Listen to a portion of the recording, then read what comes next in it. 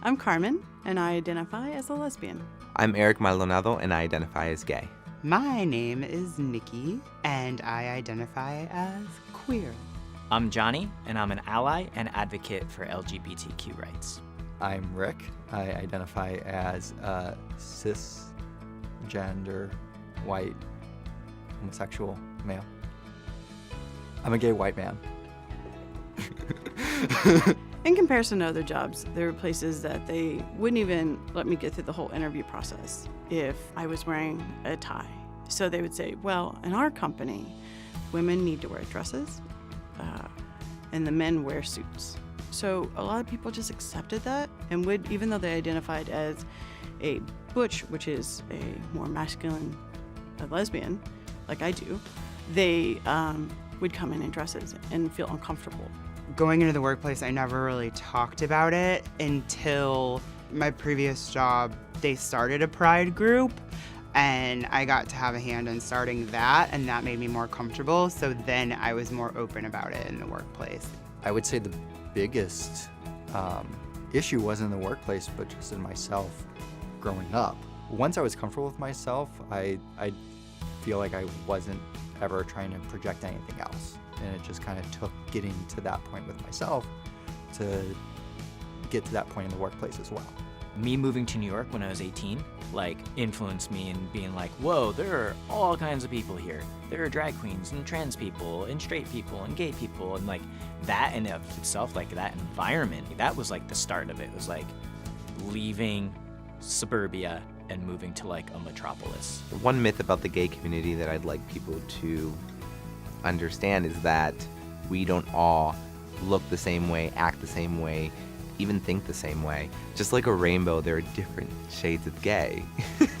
Whenever someone has said, oh, it's a choice, someone's choosing to be gay, I was always very confused by that, because when you're going through the coming out process, when you're going through the process of trying to figure out who you are, you would never choose to be gay. Why would you subject yourself to potential ridicule?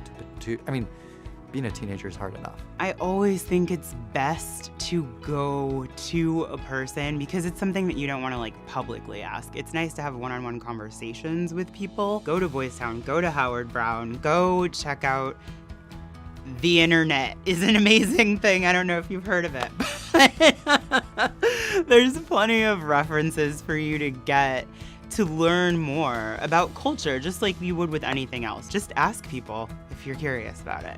Ask. I think it's important to have allies, because there will be other groups of people, a lot that are a little hesitant to speak up, or that just want a support system.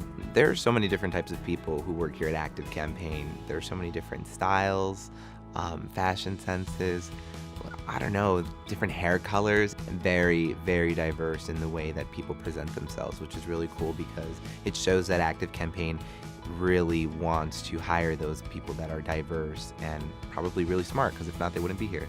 I think that people here are so open, and they want to see if you're a hard worker, if you're a nice person, if you're intelligent. That's what matters, not really your sexuality or gender identity, and that's really, really cool.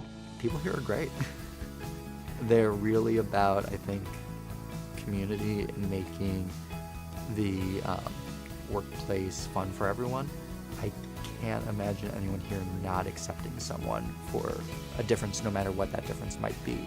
I would say being at Active Campaign is almost like the rainbow that we represent ourselves with in Pride. There's a color or a being for everyone. You've got an array of humans, and it's nice to see the differences in everyone's faces.